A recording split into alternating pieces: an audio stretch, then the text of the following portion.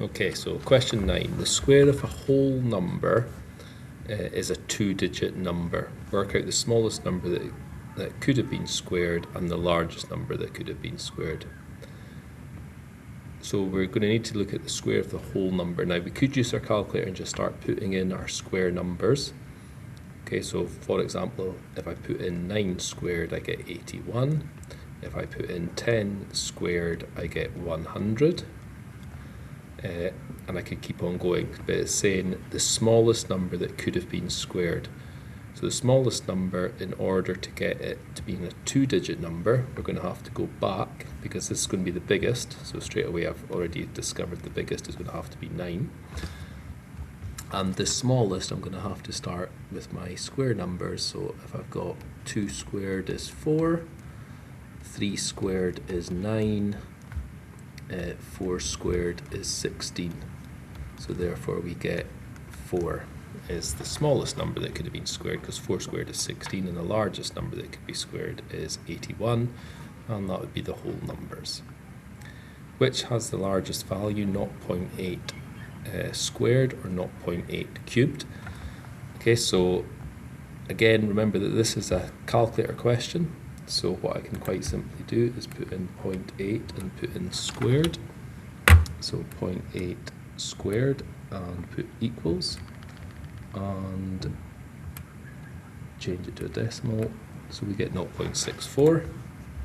So 0.8 squared is 0.64, and 0.8 cubed.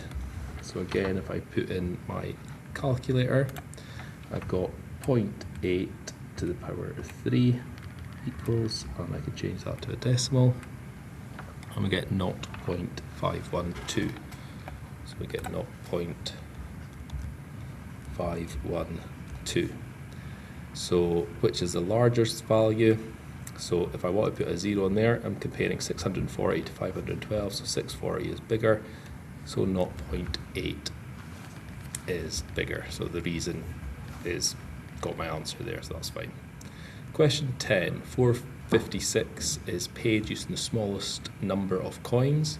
What is the total modal value of the coins used? You must show your working. So first of all, we've got to make 456. So we're looking at using the smallest number of coins. So remember that we've got a £2 coin. We could have another £2 coin. That'll be the quickest way of making £4. We've then got to have a 50 pence. So that'll be the quickest way of making 50, and then we've got to think about how to make 6 pence. I'm going to have a 5p, and I'm going to have a 1p. Now the mode is the most common. So we've got the most common, the answer would have to be 2. Now that would be the quickest way of making it. The coins, and again I would check by adding up, £4.56. Here's a list of 5 numbers, and extra numbers put into the list. The median of the number is now 7. Okay, so first of all, I'm just going to put them in order, because I know that the median needs to be in order, either from smallest to biggest or biggest to smallest. So 4, 5, 8, 9, and 16. Now, wherever I put a number in, the median, because I'm going to have 3, 4, 5, 6 numbers, we're going to have the position of the median is going to be 6 plus 1 divided by 2. So it's a 3.5 digit, 1, 2, 3.5. So it's going to end up either going in here. If I put the number in, it would go in here. But I'm wanting the median to be 7. So it needs to be between, it's going to be between 2 numbers. So if I put the number in here, it's going to lie between here. And currently the median of that is going to be a decimal number, because 8 plus 5 is 13, and then half it is 7.5. So I'm wanting it to be 7. So I probably need this number to be a 6, because then I would have 1, 2, 3, 1, 2, 3, and the median would come up as 7. So we get 7 as our median. Okay, question 11. Paul buys a plate for his cafe. The cafe has 20 tables. He buys 6 plates for each table plus an extra 70% for spares. Work out how many plates Paul buys in total. So we've got 20 tables and he buys 6 plates for each table. So I can do 20 times 6, and again I'm going to use my calculator. That'll tell me 120. Plus he's getting an extra 70% for spares. So 70% of 120. So I'm going to work out 70% of 120. And again, I can use my calculator for this. So in my calculator, I'm putting in 0.7 times 120. Or I can just put in 70 divided by 100. So we're putting in 0.7 times 120. And that gets us 84. So that's our 84 spare plates. How many plates did Paul buy in total? So in total it's going to be 84 plus 120, which gets us 204. So we got 120 plus 84 just to show my working, and that gets us the total. Question 12. Table shows the age of cars of some cars.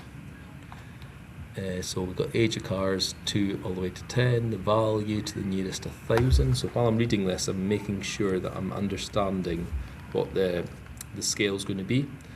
Draws a scattered graph, so that we've got the age of the cars in years, and it's going from 2 to 10, so that looks okay. And we've got the data going up in thousands, and we've got them coming up here. Write down 2 mistakes that he's made. Okay, so the age of the car, let's just check. 0, 2, 4, 6, 8, 10, that's going up okay. 500, 1,000, and then it jumps. Okay, so we're going up in 500s, but then there's a jump here. Okay, so that's going to be one of the errors.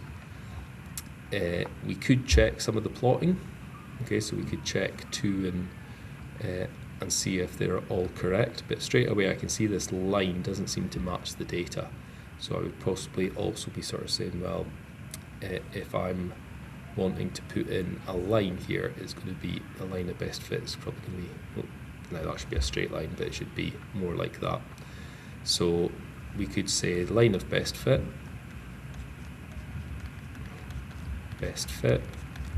not matching the trend, and we could say the scale on y-axis not going up.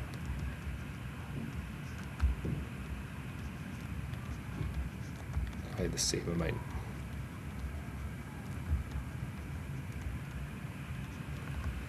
Same amount. Okay.